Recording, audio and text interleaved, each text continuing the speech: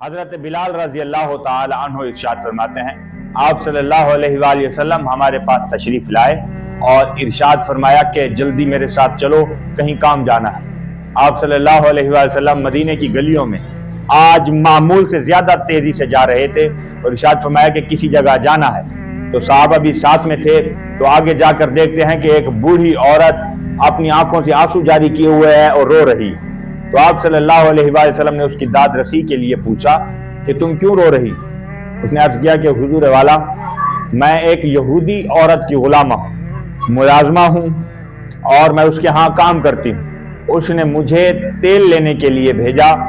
اور کیونکہ میں بزرگ ہو گئی ہوں، بوڑھی ہو گئی ہوں، لہذا میں اتنی تیزی سے نہیں چل سکتی اور میری نظر بھی کمزور ہے، لہذا حضور والا میں پیچھے مڑنے لگی، تیل میرے ہاتھ سے گر گیا اور زمین نے تیل کو پی لیا۔ حضور والا اب زمین تو واپس نہیں کرتی تیل، لہذا میں پریشان ہوں کہ اب اگر میں جا کر کہوں کہ مجھ سے یہ غفلت ہوئی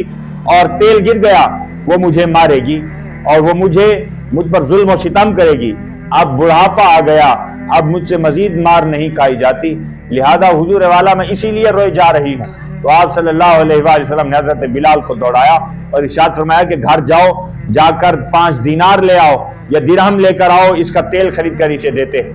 تو آپ صلی اللہ علیہ وآلہ وسلم کے حکم کی تعمیل کرتے ہوئے حضرت بلال گئے اور تیل کے پیسے لے کر آئے اور آپ صلی اللہ علیہ وآلہ وسلم نے تیل خرید کر دیا اور ارشاد فرمایا کہ آپ خوش ہو، آپ جاؤ۔ تو وہ رونے لگی اور تو آپ صلی اللہ علیہ وسلم نے ارشاد فرمایا تمہیں تیل لے کر دے دیا، اب کس بات پر روتی ہو؟ تو اس نے عرض کیا کہ حضور مار تو اب بھی پڑے گی، کیونکہ پیسے لے آنے اور جانے میں، پریشانی میں اور تیل کے گر جانے میں بہت سا وقت صرف ہو گیا۔ حضور والا اب تو مار پڑے گی کہ میں اتنی دیر سے کیوں آئی ہوں، میں کام چور ہوں، تانے ملیں گے اور مجھ بوڑھی پر ظلم کیا جائے گا۔ تو آپ صلی اللہ علیہ وسلم نے ارشاد فرمایا کہ چلو میں تمہارے ساتھ تمہیں وہاں تک چھوڑاؤں جس کی تم ملازمہ ہو، اس کے گھر چھوڑاؤں۔ تو حضرت بلال نے عرض کیا کہ حضور والا صلی اللہ علیہ وسلم کی خدمت کہ آپ صلی اللہ علیہ وسلم نے ارشاد فرمایا کہ ضروری کام جانا ہے، کیا وہ نہ پہلے کر لیا جائے پھر اس کے پاس جایا جائے؟ تو آپ صلی اللہ علیہ وسلم نے ارشاد فرمایا کہ مظلوم کی داد رسی سے بڑھ کر کوئی اور کام نہیں مجھے، لہذا آپ صلی اللہ علیہ وسلم اس کے ساتھ گئے، جا کر اس کے دروازے پر دستک دی، دستک دینے کے بعد وہ باہر آئی اور جو ہی آپ صلی اللہ علیہ وسلم کے رخ انور پر اس کی نگاہ پڑی اور آپ صلی اللہ علیہ وسلم کا روب اس کی ذات پر اس قدر آ گیا کہ وہ کچھ نہ بول سکی۔ آپ صلی اللہ علیہ وسلم نے ارشاد فرمایا کہ یہ بوڑھی ہو گئی ہے اور تمہاری ملازمہ ہے اور مار کے ڈر سے اور خوف سے یہ پریشان حال کھڑی تھی، میں نے اسے نیا تیل بھی خرید کر لے کر دیا، اب معذرت کرنے کے لیے آیا ہوں، اس کی سفارش کرتا ہوں کہ تم اسے کچھ نہ کہنا، اسے دیر ہو گئی۔ تو عورت کہتی ہے کہ میں نے آج تک کسی کی سفارش کو قبول نہیں کیا، میں آج تک کسی کی سفارش کو مانتی ہی نہیں تھی اور میں بارہا دفعہ جو ہے وہ ہر ایک کو جھٹک دیتی، لیکن آپ صلی اللہ علیہ وسلم جو ہی میرے سامنے آئے، ان کی شخصیت کا روب اور ان کا نور مجھ پر اتنا چھا گیا کہ میں صرف اتنا کہہ سکی کہ حضور والا میں آپ کی آمد پر اسے کچھ نہیں کہتی،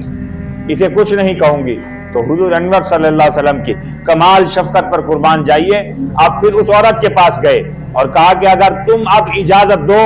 تو میں جا سکتا ہوں۔ تو آپ صلی اللہ علیہ وسلم نے اس سے اجازت لی اور واپس باہر تشریف لائے اور جس کام کی طرف جانا تھا آپ صلی اللہ علیہ وسلم اسی کام کی طرف چل پڑے۔ تو دیکھیے کہ کس قدر خالق کائنات جل جلالہ و عز جلالہ نے آپ صلی اللہ علیہ وسلم کو شان سے نوازا، سرفرازی عطا فرمائی کہ کوئی بھی ہو لیکن آپ صلی اللہ علیہ وسلم کے سامنے وہ کبھی بدتمیزی نہ کر سکا اور آپ صلی اللہ علیہ وسلم کی ذات کا روب اس پر اس قدر حاوی ہو گیا۔ آپ صلی اللہ علیہ وسلم کے حضور دعا ہے کہ خالق کائنات جل جلالہ و عز جلالہ اپنے